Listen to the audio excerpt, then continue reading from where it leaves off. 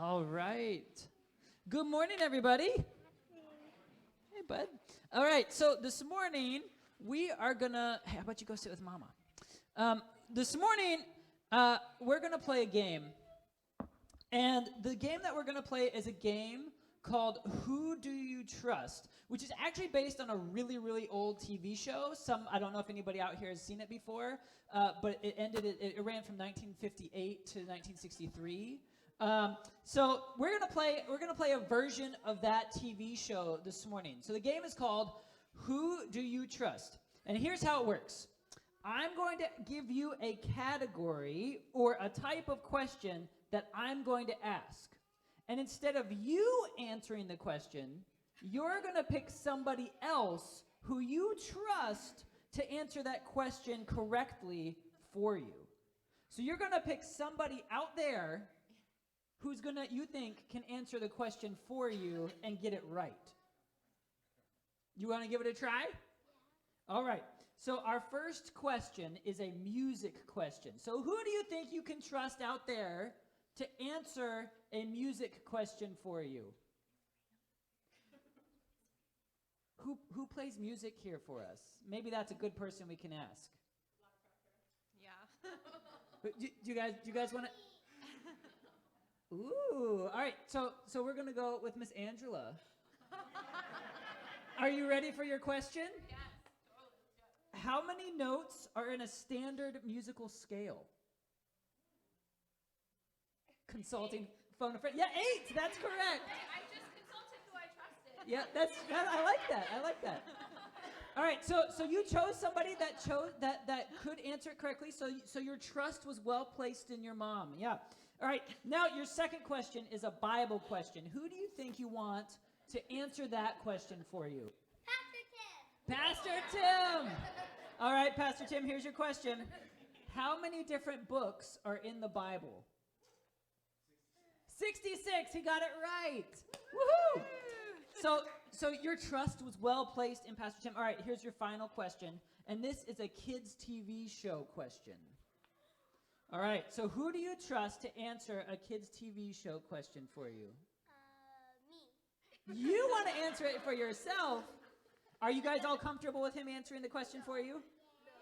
Yes? No? You're not comfortable with yourself answering the question now? Well, I'm not allowed to be the person.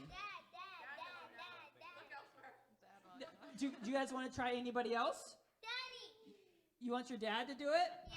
Everybody okay with Mr. Wayland answering the question? You ready? All right. In the TV show Paw Patrol, what is the name of the person who is the leader of the Paw Patrol? Ryder. That is correct. You told your dad. You gave him the answer. All right. Well, so you guys did a great job of picking people out in a congregation who you could trust to answer the question correctly. And they may have even then looked to somebody who they trusted to help answer that question.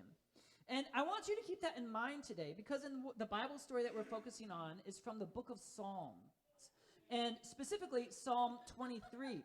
And this is one of the most famous sections or stories in the Bible. King David wrote this psalm, and he does a really great job of answering the question, who do you trust? And so in Psalm 23, we hear that David trusts God. And to help us know more about how much he trusts God, he compares God to kind of being like a shepherd. And do you know what a shepherd does? Do you know what a shepherd is? No? Do you know what a shepherd does? Anybody know what a shepherd does? Do you have somebody you want to trust? Oh, you do know. Yeah, shepherds look after sheep. I was just about to ask if you wanted to ask anybody out there that you might trust to answer that question.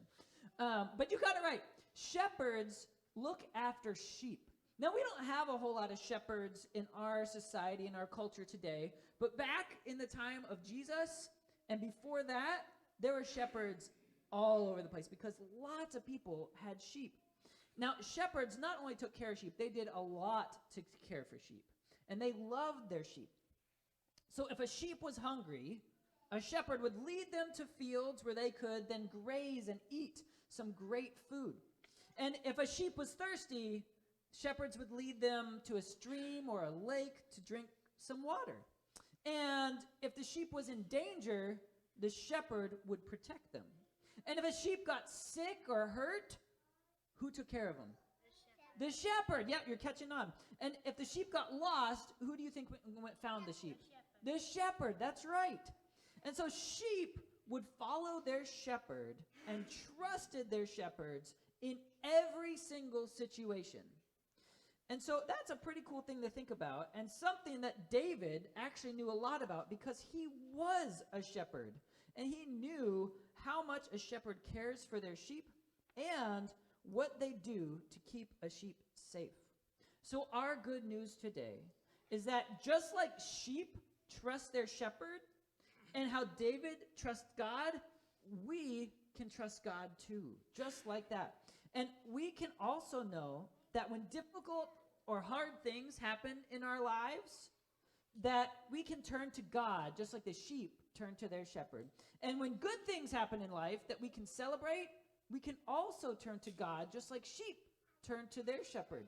And when we find ourselves needing something in life, we can also turn to God. And we can trust that God is always with us and always loves us, very much like a shepherd loves his sheep. And with that, I'd love for you to repeat after me in prayer and invite the congregation to join as well. Dear God, thank you for Jesus. Help us to remember that we can trust you